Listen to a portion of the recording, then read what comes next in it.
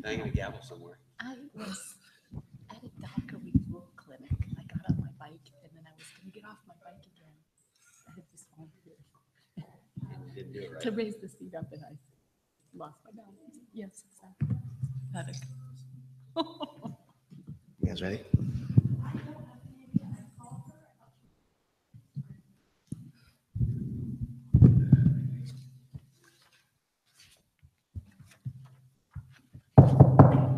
The time is 7 p.m. Sorry. Welcome to the Mountain View Wisdom School District Board of Trustees meeting of October 5th. And if we could start with the Pledge of Allegiance, if we can all stand, please. I pledge allegiance To the flag of the United States of America and to the republic for which it stands, one nation, under God, indivisible, with liberty and justice for all. Thank you. Roll call. Ellen Wheeler, Tamara Wilson, Laura Blakely. Greg Coladonato. Jose Gutierrez Jr. All members of the Board of Trustees are accounted for. Thank you, trustees. Approval of the agenda. So moved. Seconded. Moved by Madam Wheeler, seconded by Madam Wilson. All those in favor? Motion passes unanimously. And now we move on to opportunity for members of the public to address the board concerning items on the closed session agenda. If there's anyone that would like to speak to this, by all means, feel free to step up to the podium. Being that there are none, we will now move to closed session at 7:01 p.m. Thank you.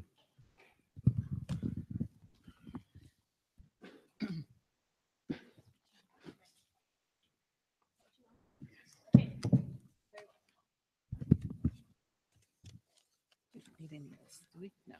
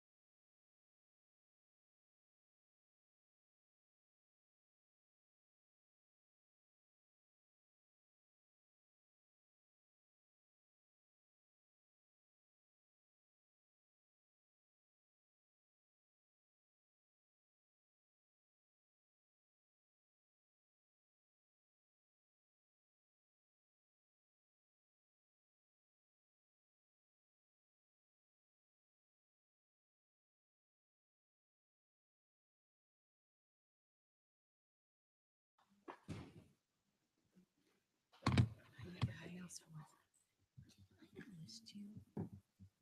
Can you unplug this? Oh, you quite well. Can you unplug this so we can kind of push it out of the way? I don't have enough strength. Yeah, that's the one.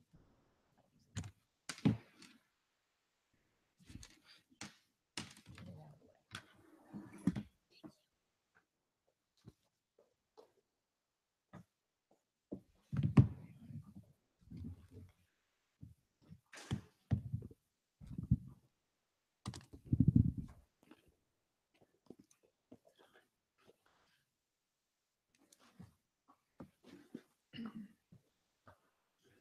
Yes.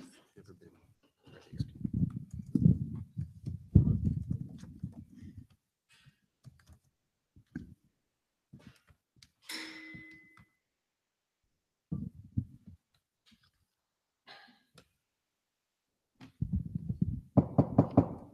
The time is 7:48 PM, and we will now reconvene our meeting of the Mountain View Wisdom School District Board of Trustees. I'd like to report that during closed session, there was no action taken. And now we move on to the consent agenda. I move that we approve the consent agenda as presented. Second? And Move- actually, we have a revised personnel report from the one that was in, so is something happening regarding that? So approve the consent agenda with the revised personnel report. Seconded. So it was moved by Madam Wheeler, Sorry. seconded by Madam Wilson. All those in favor? Aye. Motion passes unanimously. Thank you, trustees.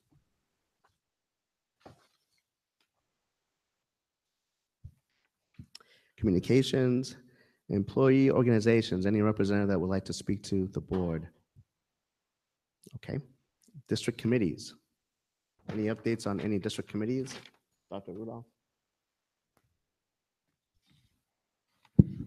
The Enrollments Priorities Task Force, first meeting will be October 24th from 6:30 until 8 in Conference Room D, which is located on Stevenson's campus and is open to the public. And then from there, after we meet, we will decide the rest of the meeting days for the rest of the year, since this is the first time that this committee's met. And have we received the names of the people who were on that committee? The names are coming out today, Okay. along with which attendance boundary zone that they represent. Mhm.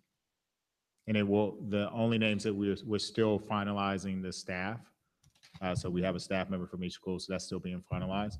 So this is the people who applied earlier that are community members. Okay. And just for everybody's record, the selection process was that the PTA presidents made recommendations and the district advisory committee made recommendations. And then we went with those. Dr. Rudolph, I have a quick question about that committee. I'm so sorry. This is such a little bit of an awkward situation because I have my back towards you, so I don't Yeah. mean any disrespect to you. Wait, now you have your back to us. Right, I know. It's We're one of those things. we're working on a new table. so, So, so here's my question, sir. uh-huh. Will those meetings also be streamed live? No. Okay. No. All of our technology is set up over here. Mhm. And because of the format of the structure of the way that the meetings went last year, it's really hard to stream them unless there's someone doing one presentation. Because last year, once we broke into the smaller groups, no one heard anything. So essentially all you saw was just people walking around. And it picked up a couple of the conversations, but it was sort of muddled. So what we do is we will make sure that we provide regular updates to the community. We'll provide updates to the board. We actually have a task force update coming in November for all of our task force that will be in the public. And so we will send out that information on a regular basis. Okay, thank you. Mhm. Thank you very much. Moving on with section C, superintendent. Any updates from the superintendent? That was the update I was going to give. Okay. Thank you very much. Now we're moving on to community comments. This is time reserved for the community members to address the board on items that are not on the agenda. And as I understand it, we have 3 speakers. Let's see. I am going to attempt a last name. Nayak? M. Chandra Nayak? Sir, the podium is yours. Thank you, sir. Hello, everybody. My name is Chandra Nayak. I'm a resident of Fremont, community member who has actually participated in the California textbook framework. And I'm here to present or talk to you or bring it to your notice that the K6 and K8 social studies, history and social studies textbook has derogatory content towards Hindu civilization and India. It's been observed with many of friends whose kids go to school at K6. The parents brought this concern to me, and I've been actively engaged with many parents across Bay Area in trying to address this. So we have been working with the IQC Commission for almost last 3 years to make corrections in the framework so that we get the derogatory content removed and there is parity for all civilization in the textbooks. Also, we have some parents who have filed a federal lawsuit against California Department of Education and 4 school districts, and the court has upheld the case. So the case is going to move forward against California Department of Education with this regard. Due to concerned effort by the community members, about 2,000 parents have presented at Sacramento in front of the IQC Commission. About 1,000 students have presented how they got bullied because of discriminatory content against them. And this has resulted in welcome changes in the new framework that is to be coming in the textbooks that are going to be deployed next year. However, some of the textbooks have adopted the new framework, but our review of the new drafts from Hartford, McGraw-Hill, Nat Geo, and Discovery, actually, we noticed that they haven't adopted the new framework at all, especially Nat Geo hasn't even looked at the new framework. The good thing that came out with the latest hearing with IQC is that they rejected 2 textbooks from Hartford. The K6 and K8 HSS textbook has been rejected because there are too many corrections that need to be done in the textbook, and the book has got rejected. However, McGraw-Hill and Nat Geo and Discovery still have derogatory content. What we have noticed is Pearson and TCI have made necessary corrections.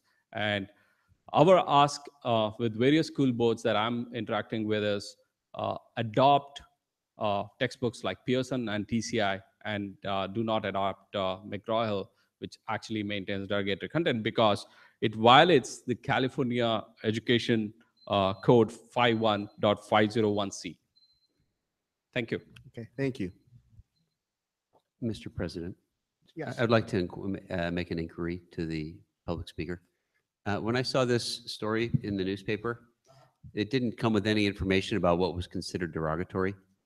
Could Okay. you please tell me what this is all about? Okay, I have the necessary material that I can present to you, and Just- also the federal lawsuit papers that I have right now in front Okay, of me. you can just, if you feel comfortable, you can Sure. read one of these things so that people know what we're all supposed to be concerned about.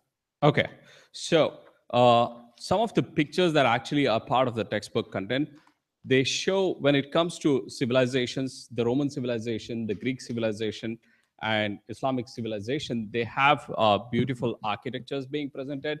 And when it comes to Hindu civilization, actually they show garbage, cows, and the street. So it's very evident. What are you trying to compare, right? We have very good architectural buildings in India. Maybe pick one of those, but the pictures say 1,000 words, and it's extremely bad. Is it just the selection of images that you No, object- there's a lot of content as well, and one of the I think he can present, and also he will additionally give color to that what I'm talking about. And I have the federal lawsuit, which actually talks much in detail as well. Thank you. Thank you, Greg. Thank you, sir. Thank you. The next speaker is Uday Kiran Shaka. Okay. Ladies and gentlemen, my name is Uday Kiran Chaka, and I'm a resident of Mountain View and also a parent. And I can probably give a little more clarity on what we find derogatory or upsetting to us, right? So firstly, the issue is basically about inaccuracies in the content or curriculum, primarily in the 6th and 8th grade textbooks that cover early civilizations and the world culture, right? So while other civilizations and cultures are represented in a very positive light, which ideally should be, the idea is students or children should feel comfortable about their own heritage. They should feel proud of their accomplishments, from their heritage. But when it comes to India, as the previous speaker mentioned, what we are left with are a bunch of stereotypes and negative impressions of what the civilization is about. There's a hierarchy, an artificially constructed hierarchy that's put over there, saying that there are a percentage of people on the top and everyone else is in the bottom, which is not true at all. So there is such kind of content. The others is more pictorial, and where, as the speaker mentioned, like I have it here, like I'll pass it on to you guys. We have all very nicely represented, contributions of each of these civilizations, like the Greek civilization, Christianity, the different religions. But when it comes to Hinduism, it's about garbage, some cattle roaming around. So it's and races, like some monkeys and all. I don't know what they're doing there. So it's pretty, unfortunate that they haven't found, better content to represent India and Hindu civilization. Just got like 5,000 years of history, right? So that's the main concern. So, and who are the perpetrators? We already got the coverage, right? So there are 4 publishers: Hardcourt, McGraw-Hill, National Geographic, and Discovery. So great names, but unfortunately they haven't been following through in adopting or revising their textbooks with the new curriculum standards that have been proposed, right? But we have some independence at the board level, at the school district level, right? So we can actually adopt the textbooks that we feel are more representative of these cultures and of this curriculum, and those can be used to teach our students, right? So it's not just a matter of what's good for like students of Hindu or Indian origin. It's about having accurate information about the world, right? Every student in the school district needs to know what basically this portion of the land in the world, right, is about. They need to have accurate information. Otherwise, you'll go through your whole life with inaccuracies, stereotypes in your head, right?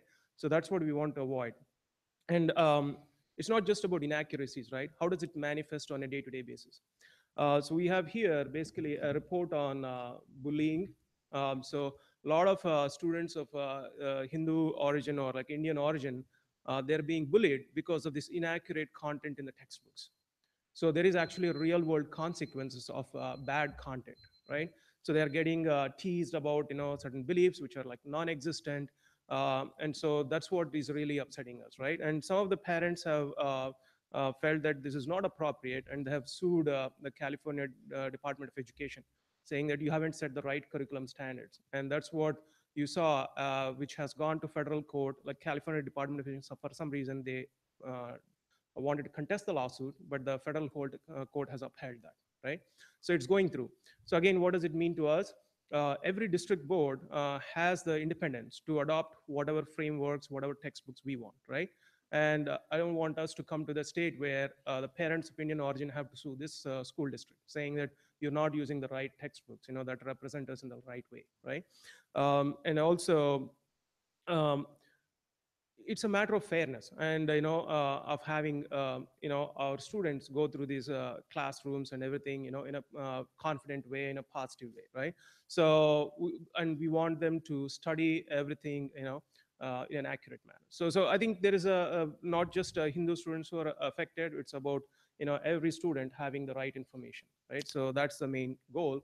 And our ask is actually we would like to have like a 1-hour meeting with the superintendent. I just talked to Mr. Rudolph as well, and the curriculum director, so that we can explain these in more detail. And there's also a website where we maintain the drafts of these textbooks. So that can also, give you more information about what we're concerned about. Thank you so much Yeah. for your time. Thank Thank you, you. sir. Appreciate it. Sandeep is the next speaker. And for the record, I just have Sandeep as the name. I don't have anything. We'll just have one. My name is Sandeep Diraj, and firstly, I really appreciate the opportunity and really thanks a lot everyone for doing great work for the community. It's not just the job. I understand this is really more than that. I myself have been involved for many years, but I have actively participated in the framework hearing starting 2014, September, till the framework got locked in July 2016. And I have also observed very carefully the textbook adoption process. In fact, this year I have served as one of the instruction material reviewers with the Department of Education. This is I have completed my work, IQC has submitted their findings, and so on. So here I'm in my personal capacity, just want to clarify. So the first thing is that, and I think all of us are aware here, the California Educational Code section 51501 says state board and all governing bodies shall not adopt any textbook that contain any matter reflecting adversely upon person. And that means not just state government, but district is independently responsible. I do want to clarify that I'm here not to have glorified content on any culture. It's about fairness. It's about the fair portrayal of all cultures, all religions. I also very closely observed 11,000 edits submitted to the Department of Education in the framework cycle. 8,000 of them were on the sections on India and Hinduism. They came from community, they came from scholars, they came from various organizations, tremendous inputs. In fact, if you see the 2016 framework, majority of the changes are on sections of India and Hinduism. Unfortunately, some of the publishers did not follow through. And one of them, IQC, in their last meeting, 27 and 28th of September, had dropped 2 of the publishers already. And I don't believe I believe that there are more publishers to be dropped because they, irrespective of derogatory contents on India and Hinduism, they do not comply with the educational code sections, number one. They do not comply with the category 1. So when I did the evaluation with many other instructional material reviewers, category 1 is the compulsory category you have to meet. For example, 1.2, the framework has to be adopted. Category 1.4, accuracy has to be maintained. Category 1.10 actually talks about religious neutrality. That means you cannot portray one religion above the other. It's just about the fairness. And if I have 3 kids and I want my kids to go there accepting of all the cultures, it's the right thing to do. At the same time, I don't want my daughter to feel shamed of her culture. And I think ups and downs are there with every culture. And I think it needs to be fairly portrayed, especially in the sensitive age of 6th grade. It has to be portrayed in a fair light. And that's why I saw this year around 8,000 parents have actually written the letters to the Department of Education. So far, around 2,000 parents have gone to the schools, to the Board of Education in Sacramento, including my daughter has gone to Sacramento and spoken to the Department of Education. I think I'll finish give me like 30 more seconds. I think there are 4 things which are important when adapting to the textbooks. Number 1, are they following California law? Are they following educational code sections? Number 2, are they using same yardstick for all the other cultures? Is the yardstick being used is the same? Number 3, are the kids and their bullying and their stereotyping, those kind of concerns are considered? Because all these textbooks, at the end of the day, if you look in customer and vendor mentality, kids are the customers. And you really need to think in the terms of kids, what they are thinking, the 6th graders especially.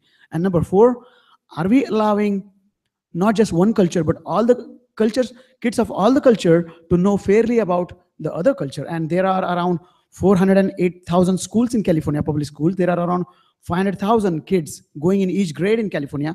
And we need to present that fair opportunity to all the kids to know about other cultures so that they are better citizens of this great country. Thanks a lot.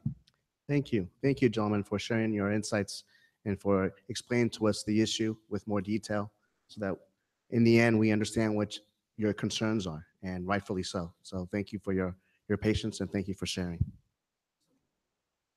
We will move on to review and action.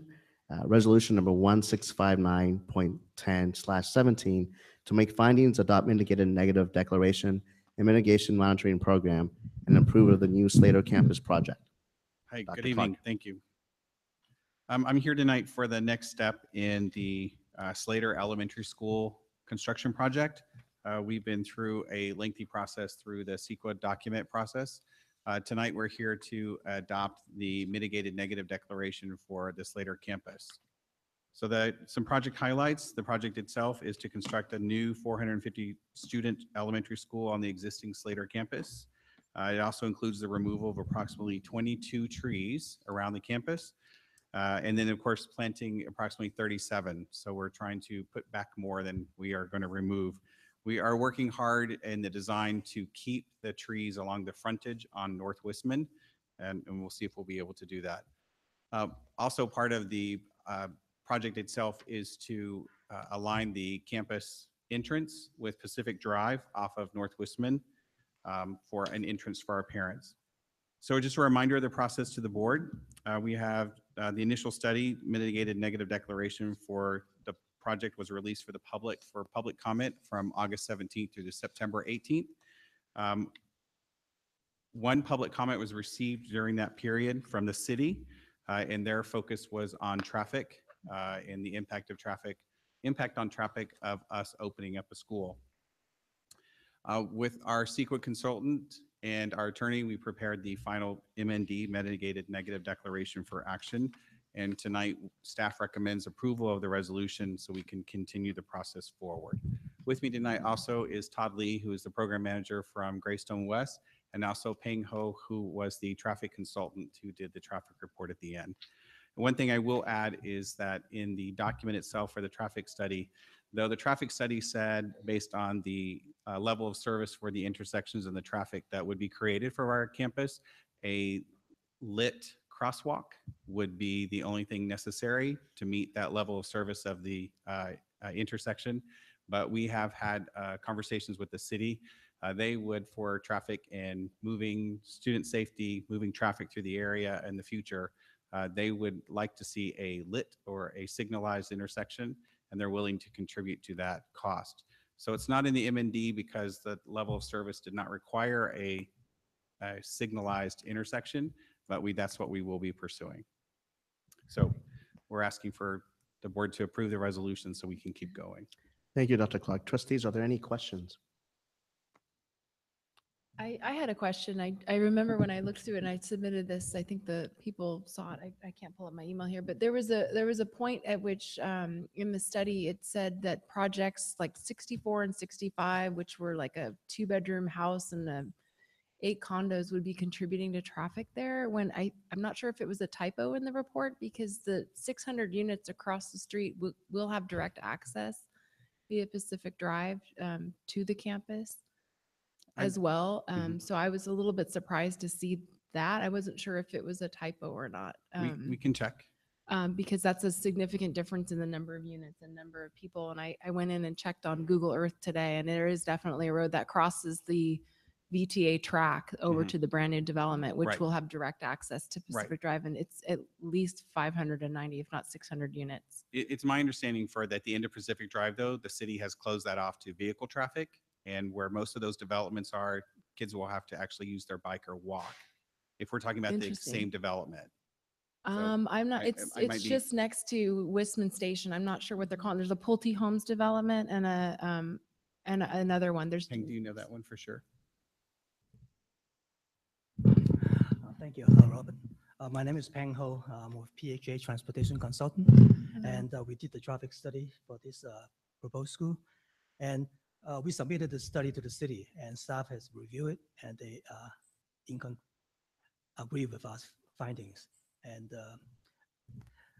the project is not going to create any significant traffic impact in the area. And the only issue really is just the crosswalk and the type of control that it should go in. And our recommendation is pedestrian crosswalk, crossing guard, and a flash beacon, pedestrian flash beacon. But city thinks that they want some added protection for the kids, so they agree to pay for the traffic signal. So I think there's no more question. Regarding the development, the 2 bigger development are actually quite far away, and they would impact the East Middlefield intersection more so than the Pacific Drive. And the city didn't have any problem with our analysis. Okay. Yeah, I mean, if they'll put in a lighted traffic stop, I'm all for it, but I'm fairly certain. I know I can drive across the VTA right now to this road, but maybe they will be closing it off. So it will. Okay, so that's the piece I wasn't sure about. Okay, thank you for clarifying that. Thank you. Thank you. Any other questions? One more. Sure. The houses that trustee Wilson is referring to, are are the students that are projected to live in those houses once they're built accounted for in the boundary task force estimates? So like, I would assume so, because my guess is that working on the boundary study, Dr. Rudolph. 'Cause could they're probably approved speak and to this all. better. Right. Yeah. And my They're guess being is that built. you've, I that know, work has I already see them. encompassed all the developments in the city. Okay. Right. Mhm. Yeah, okay. That's it. Okay, thank you. Thank you, trustees. Any members of the community that would like to speak to this issue? Okay, if we don't, if we have discussion available if you like. If not, then we can move on to the recommended action with a motion. I move to approve the resolution 1659.10/17 to make findings, adopt mitigated negative declaration and mitigation monitoring program, and approve the new Slater campus project. 10 minutes. Second.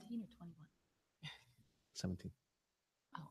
Moved by trustee Coordinato, seconded by Madam Wheeler, that the Board of Trustees adopt resolution number 1659.10/17 to find that the proposed new Slater campus project will not have a significant effect on the environment, adopt the project's mitigated negative declaration and mitigation monitoring and reporting program, approve the proposed project, and direct staff to file a notice of determination with the county clerk. All those in favor?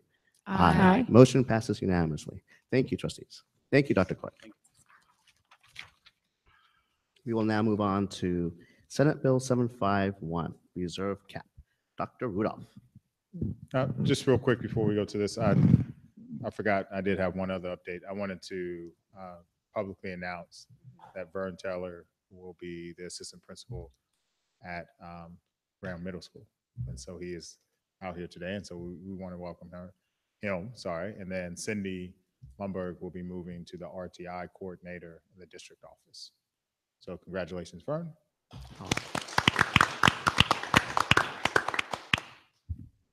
If you want to say something, sure. Speech. Thank you, Dr. Rudolph. Sorry about that.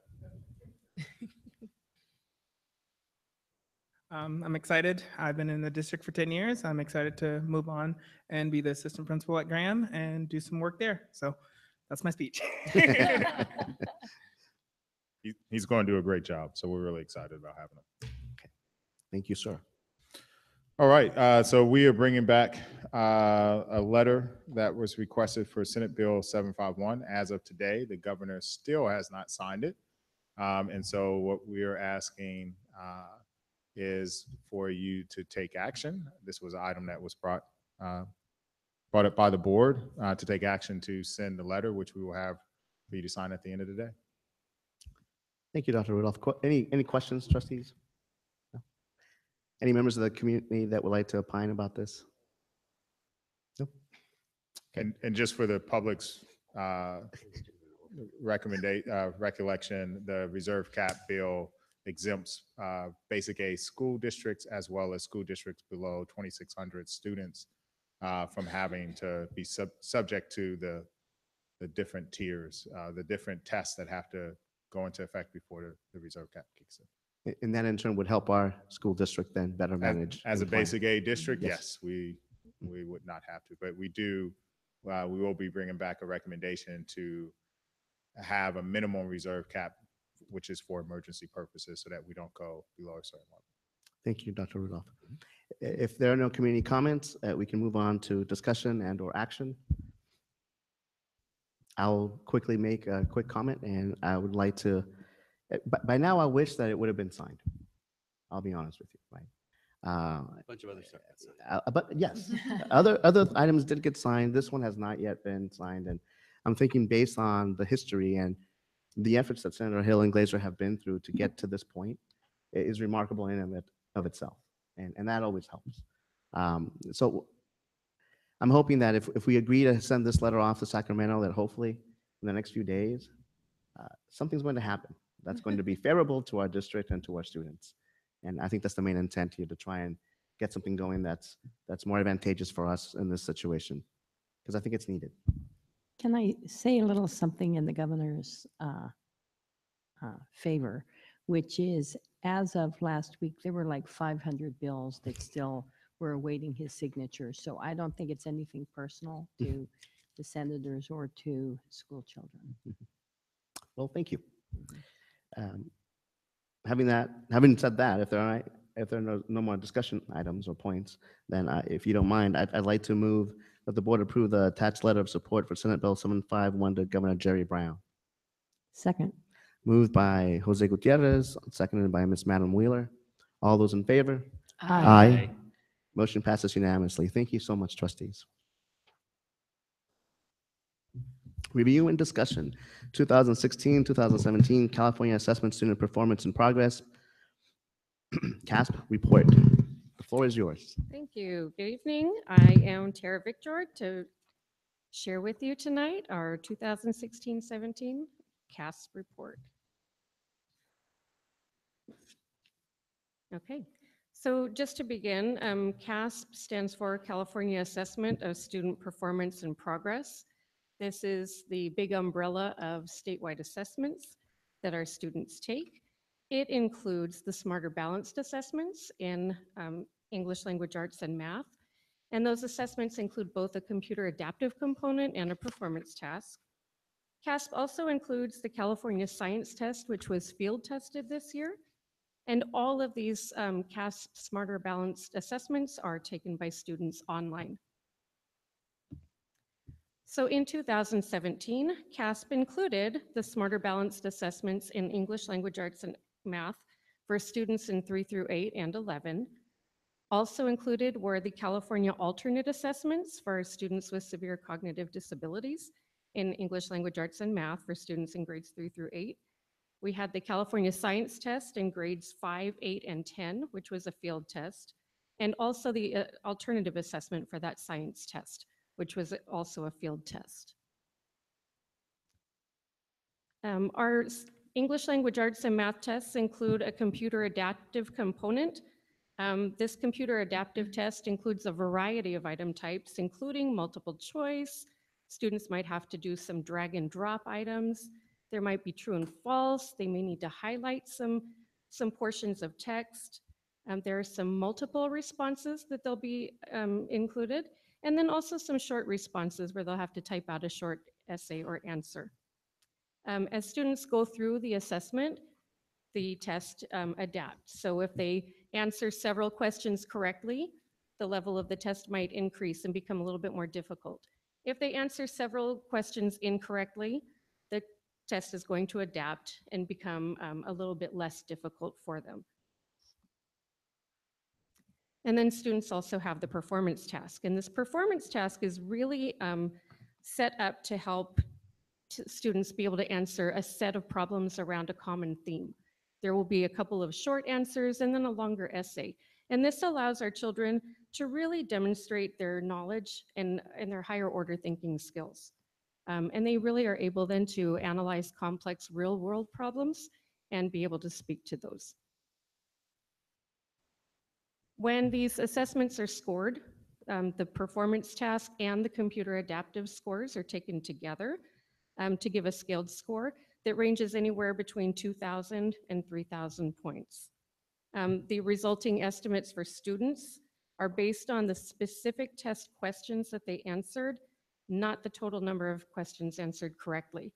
So back years ago, everybody had the same number of questions and it was a percentage that created your score. But now a higher scaled score is associated with items that were answered correctly and the difficulty level of those items, rather than just a straight percentage. So when you look, the idea of our tests also is that we are always looking for improvement year to year and level to level. And so there are 4 different levels in our performance tasks for our ELA and math tests.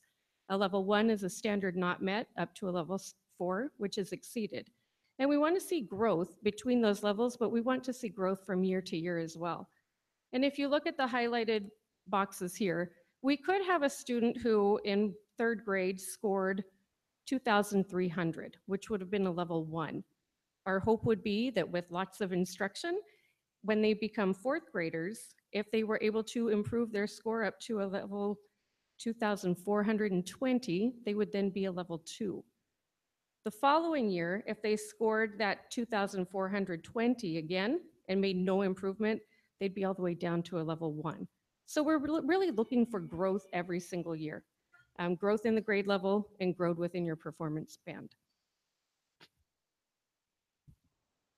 So overall, students are given an overall performance level for language arts and math. The 4-point scale is standard exceeded, standard met, standard nearly met, or standard not met. In addition to the overall score, our tests are broken down by claim. So in language arts, we have 4 claims. They're reading, writing, listening, and research or inquiry. And in math, we have problem solving, concepts and procedures, and communicating reasoning. The claim scores get a 3-point scale. Students may be above grade level, at or near grade level, or below grade level. And so that's how the claim scores are reported. And I just want to note that no scores were reported for the science test this year because it was a field test. So parents did receive their student score reports in August, and those reports came with information about how students scored this year. If students were in 3rd grade, they only got this year's scores, but anybody above 3rd grade would have shown growth from year to year. So they would see all of their results and look at their hopefully great growth from year to year. They would also see their results by claim.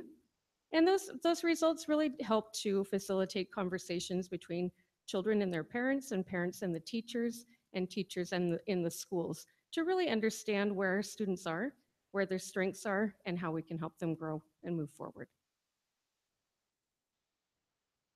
I want to talk just a little bit more about those claim areas on the score reports. And really what we're looking at when we look at those 4 claims in language arts are, how well do kids understand the information that they read? How well can they communicate in writing? How well are they understanding spoken information? Our tests do include audio portions, and students answer comprehension questions about those. And then also, how well can children find and present information about topics? And these are all really important critical life skills that we're assessing students in. In math, we're really looking for how well children can use mathematical rules and concepts, how well they can apply problem-solving skills, and really how well can they explain their thinking and explain their answers in math. So it's not just about the answers anymore, it's really about the process and the thinking. And now, let's talk about our results, because I know that's the part you're waiting for. Before I share the actual results with you, I want to share a little snapshot of our district demographic information, because as we get reports from the state, it's all broken down into demographics. It's important for us to understand who we're looking at. So this is a snapshot of our entire district, and you can see that right now our district has, or last year, I apologize, we had about 26% of our students were English learners, about 18% were reclassified, and about 35% were economically disadvantaged. But for the purpose of this report, we are only looking at students in grades 3 through 8. And the demographics change a little bit when we're looking at that group of students. So our English learners in grades 3 through 8 are 26%, or I'm sorry, are 20% as opposed to 26% of our population. And our reclassified students constitute 26% of our population rather than 18 for all grades combined.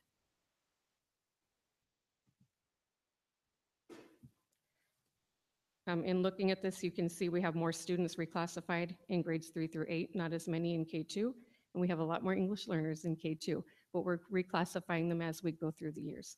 So I just want to make that point before we move forward. Okay, so here we see the last 2 years worth of data for the state as compared to our district. And you can see the state and our district were pretty flat this year in language arts. No growth, but no losses either. I also want to point out that our district outperforms the state in every subgroup. Looking at our our demographics and our ethnicities, again, we were fairly flat all the way across, as was the state, and our district did outperform the state with all of our different ethnic groups as well in language arts. And math looks mighty similar. We do see some increases. The state grew 1% in math, our district grew 2%, but we are consistently outperforming the state in math and our ethnic groups as well. So now let's get a little bit closer to home and look at how we do as compared to our county. County-wide, we are doing better than our county in all areas, with the exception of our English learners, and we'll speak to that in just a moment. And you can see that we are outperforming our county with all of our different ethnicities as well. And the same trend holds true in math. And I want to stop here for just a moment because I'm sure that everybody's thinking about those English learners. And I want to speak to this for just a moment. Our English learner and RFEP subgroups are an ever-changing group of students because when you are an English learner, we're really working on mastering English language and content. And as soon as you have mastered that English language and you've met standards, you're going to be reclassified. So all of these children, this 17% of students in math, or the 14%, I should say, who mastered standards in English language arts, are going to be reclassified, and they are now removed from that English learner subgroup. So now, as we move into the new year, all of our English learners have not yet shown mastery of content standards yet. So we always have children moving into and out of that subgroup, and so we will never see probably the English learner subgroup have hugely high numbers because we won't want to keep them there. We want to reclassify them when the time comes. And so I just wanted to make sure we're really clear and understand that dynamic English learner subgroup. Okay, and now we'll keep moving forward and take a look at our district as compared to our neighboring districts. So looking at Los Altos, Cupertino, Palo Alto, our district in Sunnyvale, you can see that all of the districts were flat. No growth in English language arts, and only one district had a 1% decrease, and that was not us. And if we look at our neighboring districts in math, you will see that our district is the only one that made growth in math this year. And if we look at us compared to the similar districts that we've been looking at for the past few years that are similar to us demographically, you can see that we still continue to outperform all of those similar districts in language arts and also in math.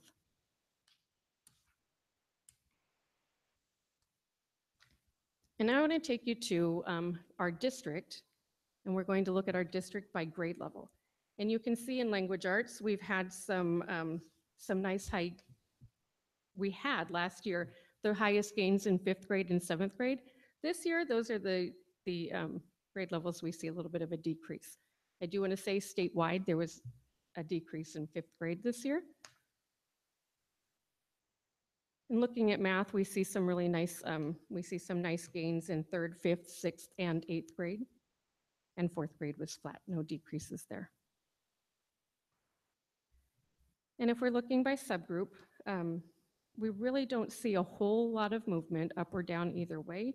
I will say our students with disabilities made some nice gains in language arts and in math this year. And if we look by ethnicity, we can see we are really pretty flat across the board in language arts and fairly flat in math as well. And so I now come to our slide for trends, and I think I have spoken to just about all of these. So I'm going to look really quickly through these for you. But we did, just to reiterate, we did outperform the state in all areas as we have in the past. We outperformed the county in all areas with the exception of English learners. We, along with all of our neighboring districts, maintained our scores in language arts at a 66% of students meeting and exceeding standard. And our subgroups were really pretty flat in language arts. The story in math is very much the same. Although we weren't totally flat, we did see a nice 2% gain, which is more than our neighboring districts were able to see, and 1% more than the state saw as well. And now I'd like to take us to some next steps. Obviously, it's really nice to see some areas of growth, but we still have some great areas of focus. And so we really are doing some deep looks into data analysis from a district standpoint and also at all of the schools. So all of our principals have presented data summits and shared all of their data with their school site, with their teachers, and with us as a leadership team to talk about the trends they saw at their own sites and to talk about their site plans and really using that data to prepare for the upcoming year and making sure that they are meeting the needs of all of the students in their schools. We are continuing training on curriculum. We are continuing to utilize the math pacing guides and have developed language arts pacing guides to match our new curriculum that we're using. And we have done a lot of work over the summer with the assessment task force to revise and refine our district assessments and make them align a little bit better with the CASP assessments so that we can really use those to monitor and drive our instruction in the classrooms. Coaching is a big part of our work in our district too. The instructional coaches at the site are really focused with teachers on best instructional practices, helping with those pacing guides and making sure that they are addressing all of the standards in language arts and math and really focusing on the SIOP implementation. And our principals are also getting coaching this year and really supporting them with all of the strategies they're using at their schools to support learning. Response to instruction is in full swing at all of our elementary schools this year, really supporting the needs of every child in the school. And then our task forces are really working together. Our specific learner task force and our middle school schedule task forces are really working to ensure that we are meeting the needs of all students and really thinking about what those needs might be and how to address each of them. We are really continuing our work with professional learning communities. Our principals meet together on Tuesdays to work as a PLC and look at their own data and their own practices and support each other collaboratively. And our teachers meet weekly in grade level collaborative teams to analyze data and plan instruction to meet the needs of their students. And we are really continuing some great professional development. So this year is really a great focus on Sheltered Instruction Observation Protocol, or SIOP, which really focuses in on our English learners. We're also, we provided summer optional professional development in math and in our new curriculum for language arts. We're also continuing some after-school trainings for our new curriculum as well. We're in year 2 of our ELA and year 3 of our math curriculum, and so it's important to keep those trainings going and support teachers in continuing along that path. And then we also are having professional development for administrators at all of our leadership team meetings throughout the course of the year. And so this year is really a strong focus on supporting every member of our district to learn and grow together to meet the needs of every child so that they can all really achieve at the highest levels possible. And that was a very fast 45-minute presentation, but do you have any questions for me about our CASP tests or results? Trustees, by all means, feel free. Would someone like to start with a question? I have comments and not questions. I have a question. Okay.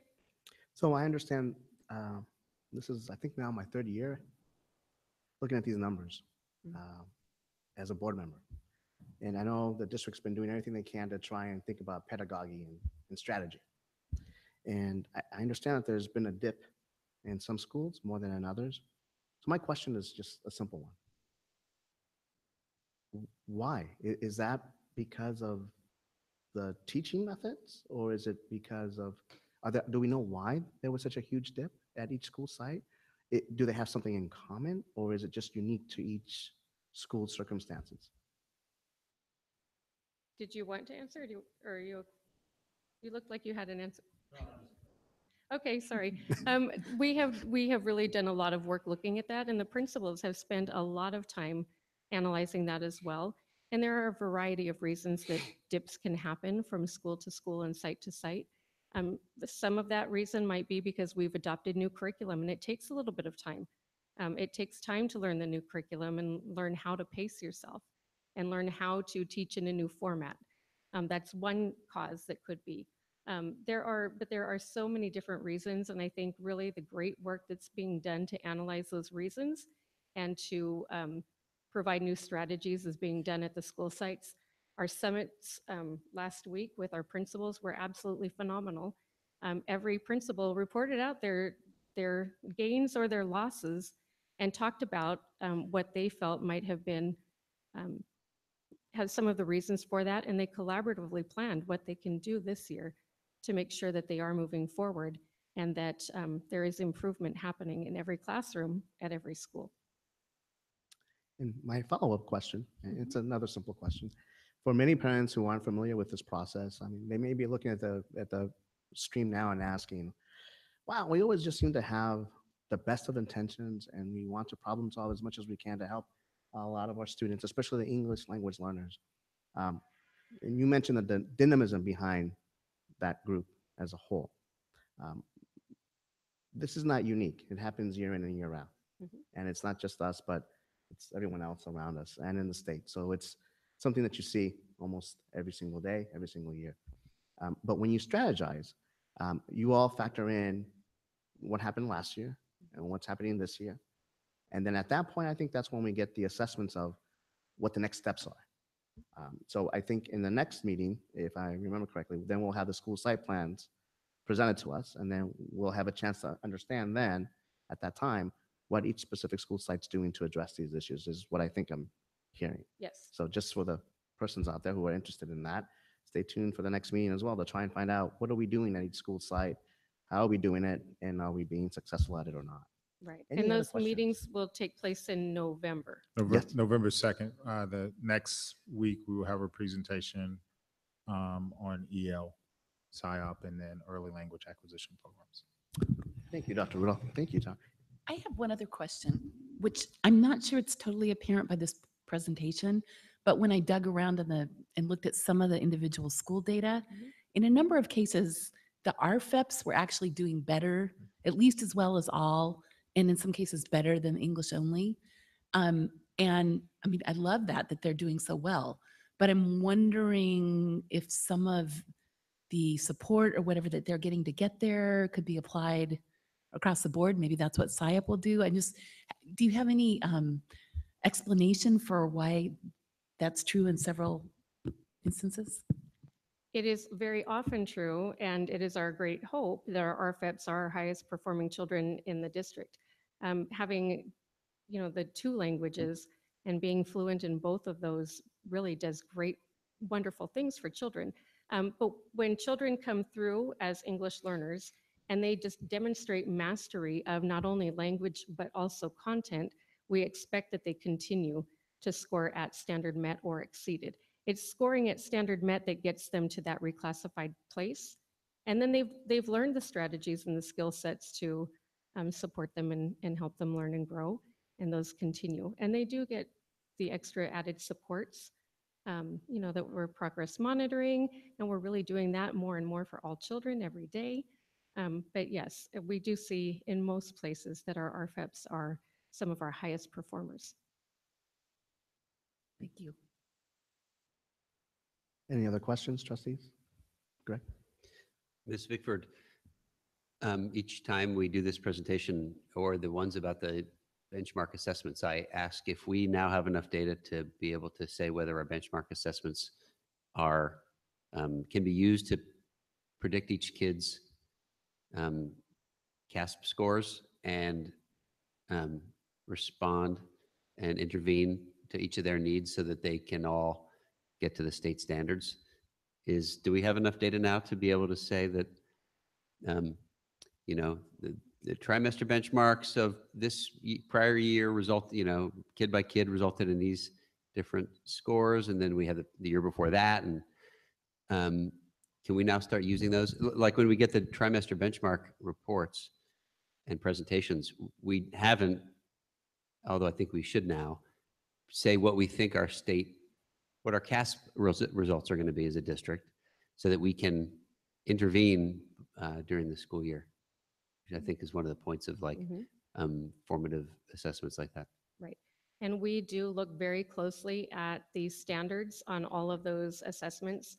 We also look very closely at the item types, so we can see if our children are struggling with the complexity of the questions, or the DOK, the depth of knowledge needed to be able to answer a question. And those we will always use for that reason, to really help us understand what our students need. But what I will say is we did realize that some of our assessments were not being predictive enough, which is why we met over the summer to revise and revamp our assessments and align them much more closely. So we have actually done a refinement of our assessment. All right, so then when we do that assessment this year, will your team be able to tell us what to expect from our districts and our schools' CASP scores when they are taken next time around? They should be predictive, right? Now. We actually use them in very much a formative way rather than a predictive way. So we are really looking at the standards that are expected in the grade level. Teachers are looking at the standards that they taught and really helping to understand whether students have mastered those particular standards yet or not, and what work they need to continue to do. I don't think that it would be fair to bring an assessment to you in the very first iteration of it and say that I can predict with any kind of certainty that this is exactly how many children we will see making progress on CASP. I will say, I think that there is a great and wonderful benefit to those assessments, whether they are perfectly predictable or not, because they really help our teachers to be able to analyze their instruction and the growth the students are making. I'm just not sure that I can come to you with the very first assessment that we use and be able to say thoroughly that I can give you an absolute prediction. I didn't use the words perfect, absolute, or any of the words like that in my question, but I understand that they're all still just statistical.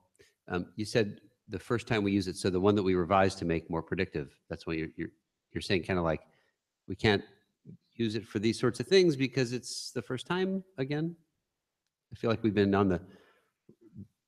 I'm only saying that I don't believe it would be fair to say with certainty that our district benchmark is going to be truly predictive of how students will perform on the CASP.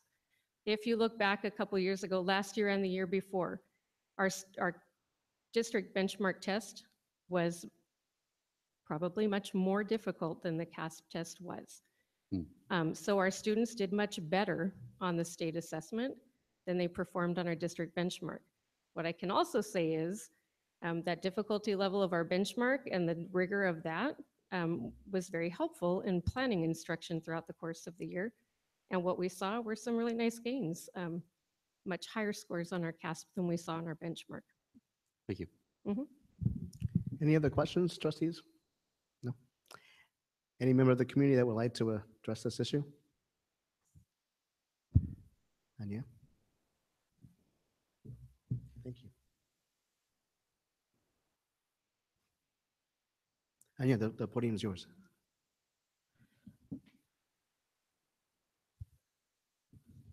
So I was glad to see you mention the difficulty of tracking ELs and RFEPs that are a fluid group. I had a question about definitions. In the past, so ELs were students who are still identified as being English language learners. RFEPs were students who used to be English language learners and were classified in the past 2 years. Is that still the case? Or do the data now show students who have reclassified at any point in the past? Yes or no? Yeah.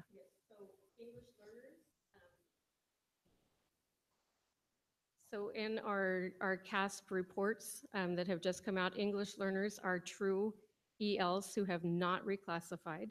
Reclassified students are RFEPs, are children who have reclassified at any point, not just in the last 2 years. So you've gone back because my son's report card, he reclassified 5 years ago, now says EO, but is still tracked as being RFEP in this system, correct? Correct. Yes, that is correct. Okay, that's great. So this means that the numbers reported by the state are now slightly more useful, but not that useful when you consider ELs and RFEP separately, because the goal would be when a child identifies an English learner as they enter the system, that you track their progress. And a big step is reclassification as they go up the achievement ladder. So, and you mentioned, Ms. Blakely, that RFEP numbers are great. Well, they're great because you get to RFEP if you have great numbers. And the best predictor of being at grade level or above on the test on a given year is having been there the previous year. So how do we get EOs to be as good? Well, you label them as EOs only if they can pass the test. Then it works out fine. But that doesn't help you educate children. So would there be a way for the district to present the data, not the way the state provides it, but the way that would be truly meaningful to the children, and will let us judge more fairly the job the district is doing? Because right now you're being penalized. Every child who is reclassified, and I've argued in the past for reclassification criteria that made it less difficult for students to reclassify, but this means that the district gets penalized because your reclassified students, they're not the A+ students only anymore. They're maybe the A and B students. So this breaks down the average achievement of both your ELs and your RFEPs, because the kids who are in the middle, you can play games by moving them up or down. But if you keep them as ELs, they get more supports, but they don't get as many opportunities. So could you present the data? And reclassification is important. I don't know if there is a way you could present the data to truly show what it means to go to progress in your education in the district as an English language learner. That was both a question and a point, I guess. Thank you. Thank you for your time. Thank you for your questions, as always.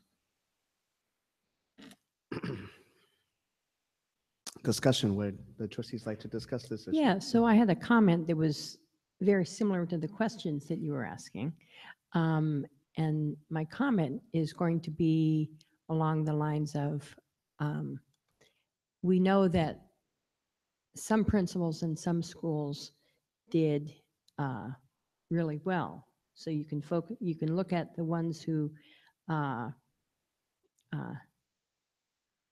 identified areas of subject matter and students that they need to do better with.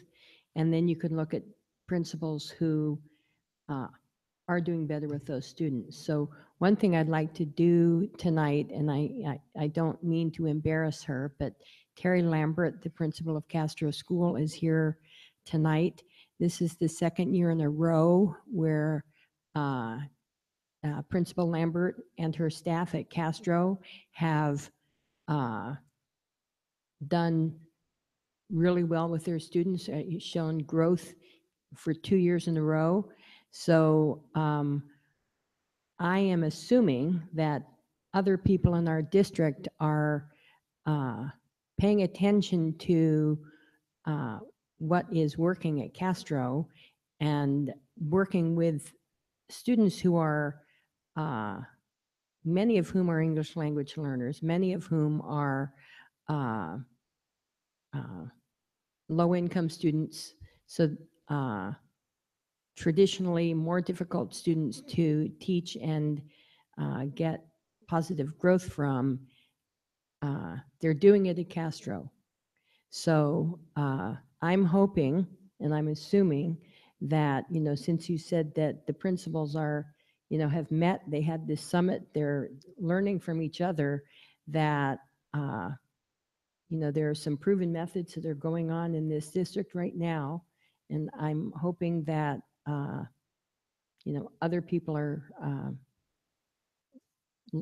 they're learning from each other. I think we're the kind of district where there isn't you know, bad attitudes about somebody else's success. I think, you know, everyone wants to celebrate everyone's success and help everyone along. Any other trustee? Yeah, I'd like to comment. The reason I want to know if the trimester benchmark assessments are predictive is because I want the district to get in the habit of doing everything possible for every student who doesn't appear to be on track to get to state standards. And I want to know what the district can do. I want every student to learn as much as possible, but the students that are below state standards, I see to be kind of in crisis mode, and I want us as a district to use the information as soon as we have it to pull out all the stops for every student who doesn't meet what I consider pretty modest state standards. So that's my interest in knowing that they're predictive, not because I expect to be able to see the future or have perfect clarity or something, but because I want us to mobilize for every one of those students. And so what could I agendize for a future meeting to talk about how we do that and significantly step up our efforts and get with the goal of 80 or 90% of our students being at grade level or above? That's actually your next presentation.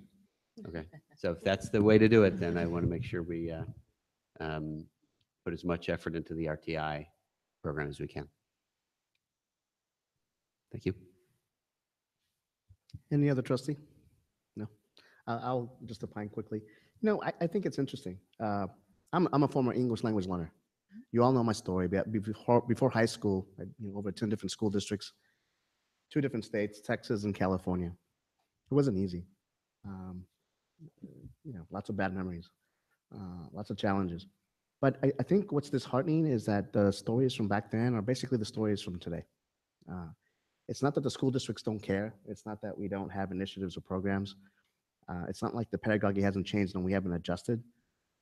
It's just that I think that sometimes still it just comes down to the phenomena being the same. How can a family adjust to this type of learning environment as quickly as possible with limited resources in their own home? And how is that counterbalanced with what they receive at the school sites, depending on situations, right? Some districts have more funding than others. That plays a lot into it sometimes. Some districts have a better laid out plan compared to others. Okay. But I think what's interesting is that at least for better or for worse, and I don't know that RTI is the one answer to it, to be honest with you, and that's no disrespect to Dr. Rudolph or anyone here in the district. But what I like at least is that we're trying different avenues to figure out this question that's been around for a long time. And it's no secret, I will always advocate, and when I ran for the school board, I've always said that I would try everything in my powers to try and help out these groups of students. So for me, there's like no tomorrow. For me, it's always an urgent situation. And it's hard to bite your tongue because you think and you want to scream and shout, what can we do better? How can we do better? It's 2017. Man, but we'll see what happens, right? And the one thing I don't want to give up on, though, is the ability for the district to try and problem solve those many different facets. Because again, just in conclusion, it's not an easy situation. A couple of years ago, I think I heard, well, oh, look what's going on at Landals. Look at Huff, look at Bub. Those are the ones the model. Castro, I'm not too sure about. And now it's flipped. Look at Castro, right?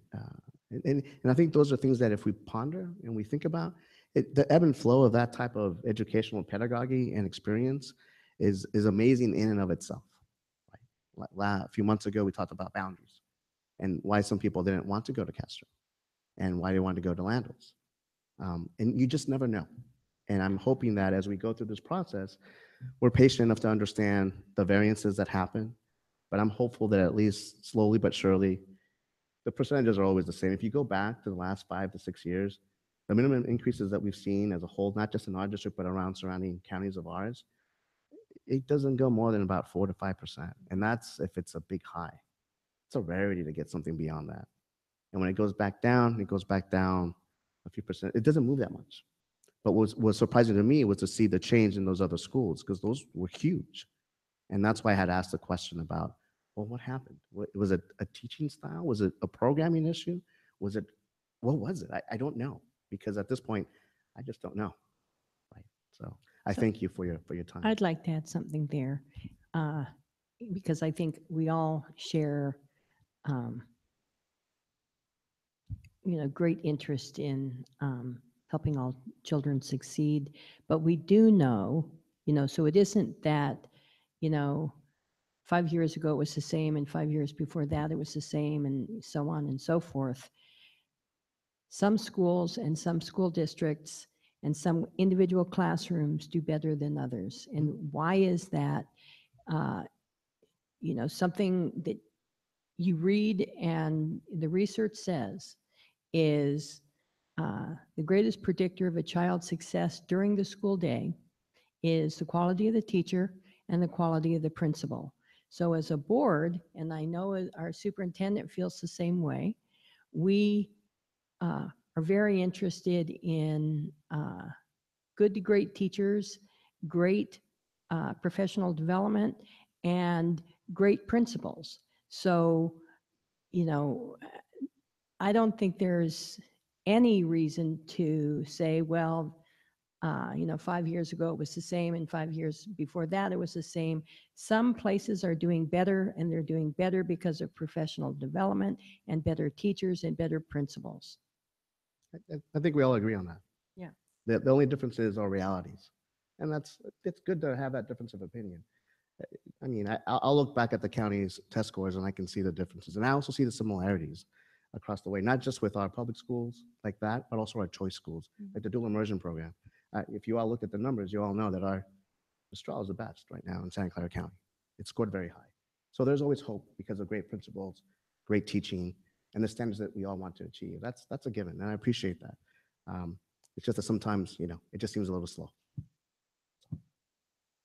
Thank you. Any other discussion points?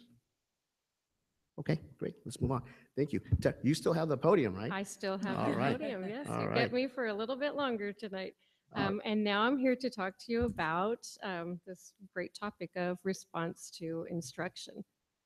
And as you very well know, this is a really big critical item in our strategic plan this year to implement this multi-tiered system of support to intervene early and often and meet the needs of all of our students. And this is what we're really striving for this year. If you'll remember last year, we piloted an RTI program at our 5 sites, Bub, Castro, Montaloma, Landals, and Therakoff. I do want to point out that Castro had begun the RTI process a year and a half prior to everybody else joining into the pilot. And we learned a lot in that year, in our pilot year. This year, we've expanded the RTI program to all of our elementary schools. So I want to spend a little bit of time talking about Castro and what we learned from Castro. They've been implementing for the longest time and have shown some really tremendous success, as we just heard. And we really learned from Terry Lambert, the principal, that RTI was important, and what they needed was dedicated, uninterrupted time to make sure that they could promise to every child that they would get what they needed during that time each day. Collaboration was key, not only between the classroom grade level teachers, but also with the intervention teachers. So intervention teachers were collaborating with everyone else to make sure that the needs of all children were being met. They focused on data-driven grouping, and they used regular formative assessments, checking to make sure they knew exactly what the kids knew and exactly what support they needed. All students were included, the students who were not meeting standards at all, and the students who were exceeding standards. Every one of them was able to be grouped into an RTI class to get what they needed. The groups were flexible. Children were not put in a group and left there all year long.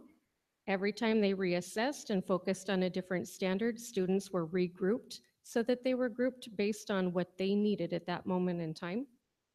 The instruction was truly targeted. The grade levels selected the standard of focus. They assessed on that standard. They retaught that standard or enriched on that standard. and reassessed and made sure that students were making growth. The assessment and progress monitoring was key for their program, and they were really making sure that students were making appropriate gains and progress.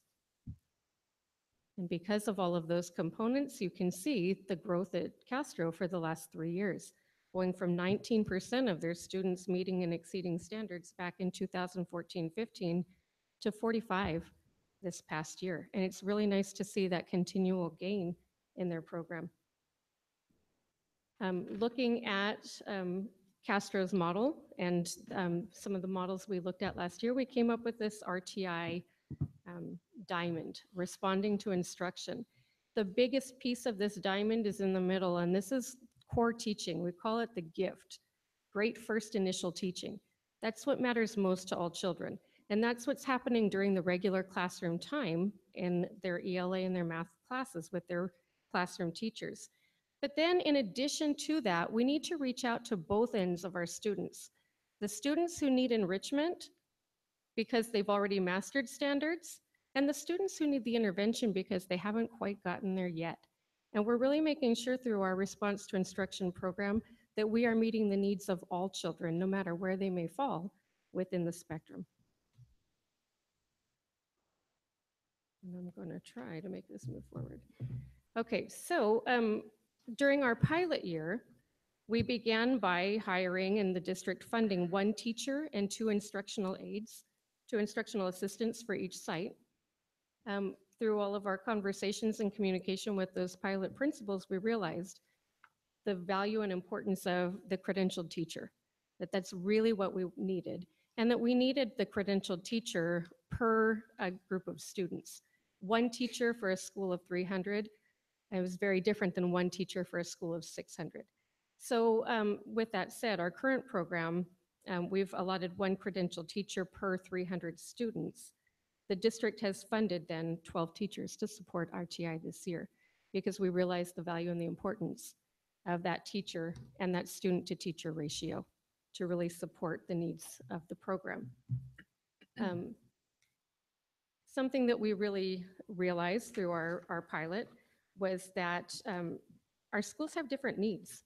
And because we have different needs, we also need to have different models. One size does not fit all in much anything in life, especially not in an RTI model in a school. So what we knew about Castro was that Castro had a need. They needed to increase the student achievement in English language arts. In 2014-15, 19% of their students were meeting standards in English language arts. That was their need and their focus. Their staff collaboratively designed an RTI model to support the needs of all of their students. And you will see, we've seen their data from year to year, but I want you to look at the cohort data. Our 3rd grade has only data from this year.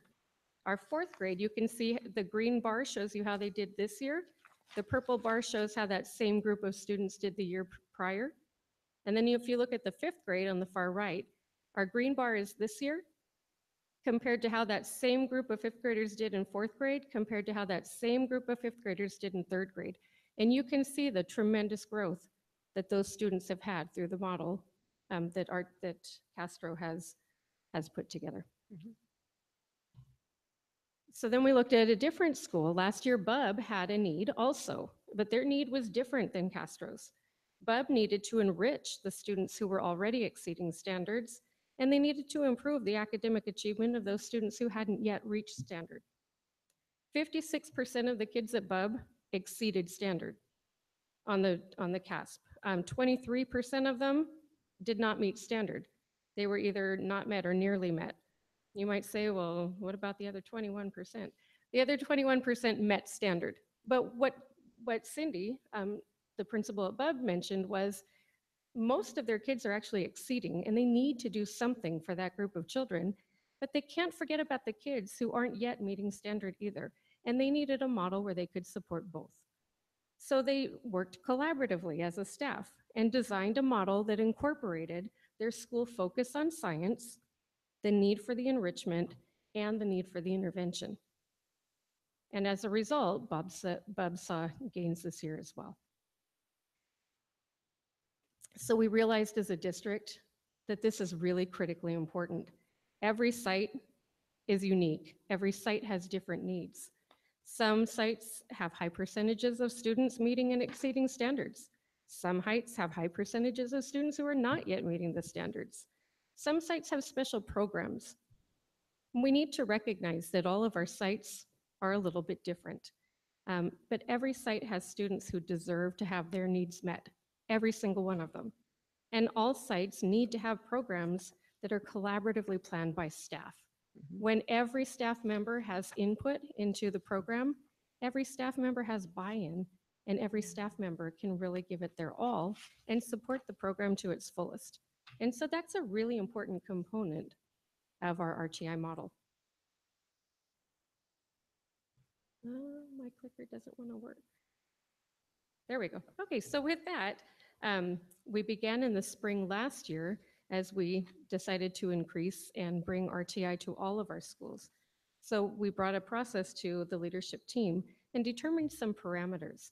So we began by talking about our staffing ratios and how we would fund staff members for each site for their RTI needs.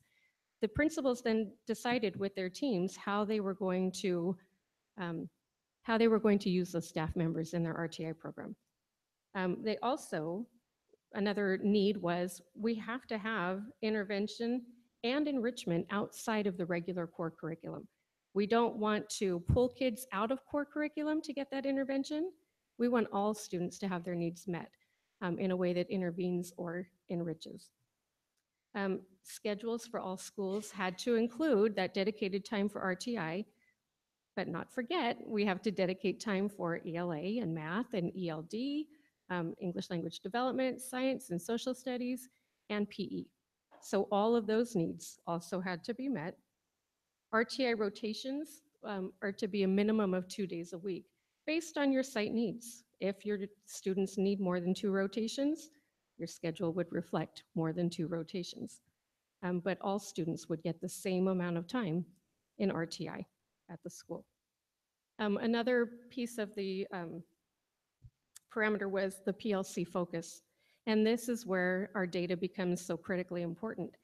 This must be a data-driven program.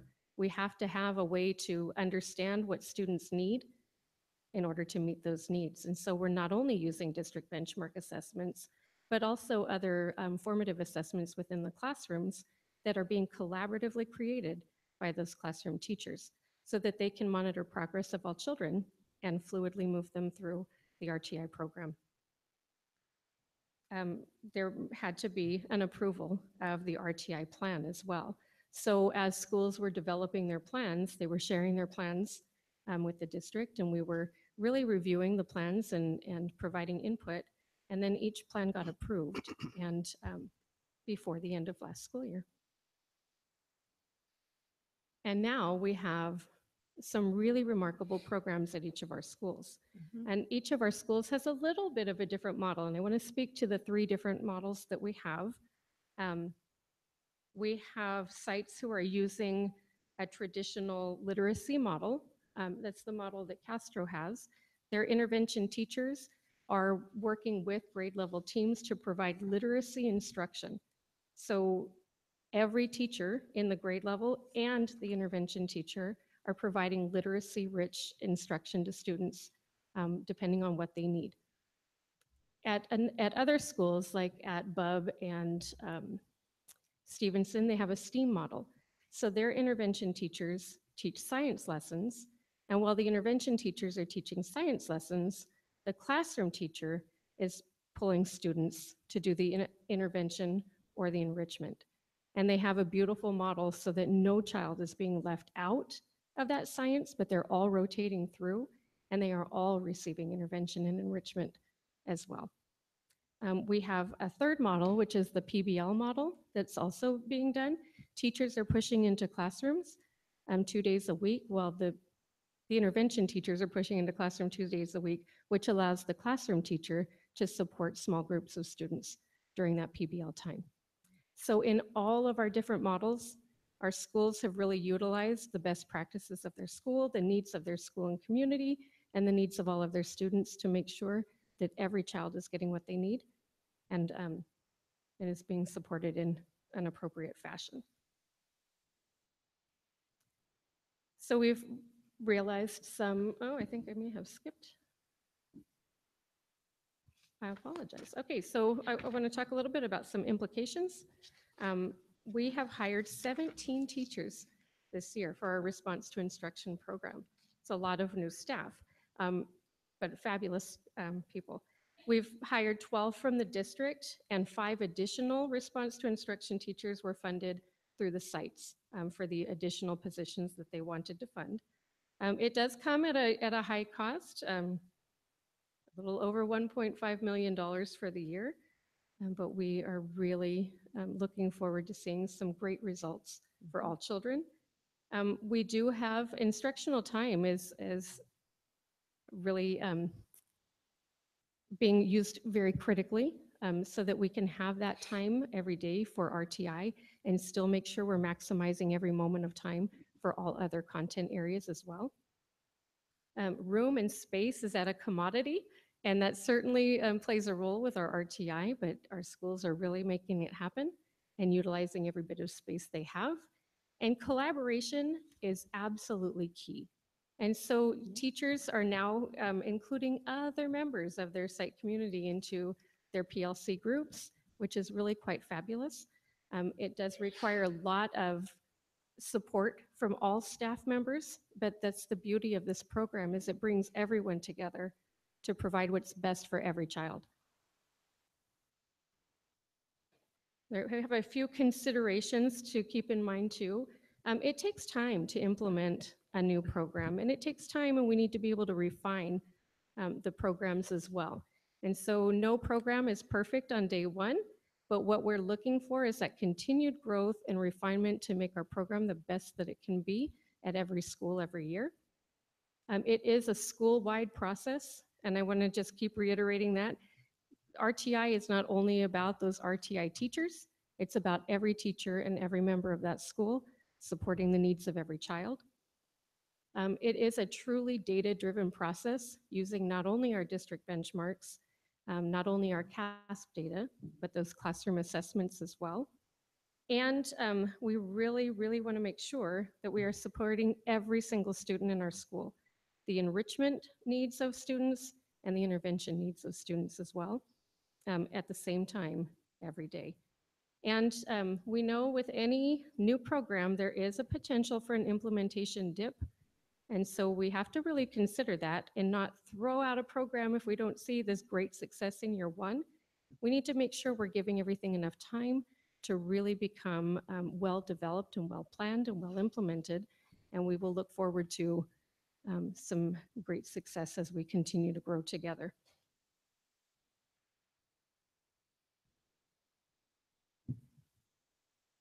Okay, I hope this will click to the next slide. Here we go. So next steps for us. We will definitely continue professional development. Our RTI teachers, while the RTI program is not all on their shoulders, we do meet together every month to provide collaboration time and professional development. It's really important when we have all of these different models that we be able to share together the best practices from every site so that all of our teams are learning and growing from each other and together. We met today, had a fabulous collaboration meeting with all of our schools, RTI teachers there. It was fantastic. So we will continue to meet monthly and provide professional development. We really are focused on monitoring student data. Part of our meetings every month with our RTI team is sharing the data that they're collecting. And we're really working together to support a data collection and monitoring system for every school throughout the district, so we can see the progress of all of our children throughout the year and from year to year. We're working with sites to refine their programs and really make sure that they're using the best practices and learning from each other. And we also need to make sure we are communicating the RTI process and the benefits of our programs for all of our students to the community. And with that,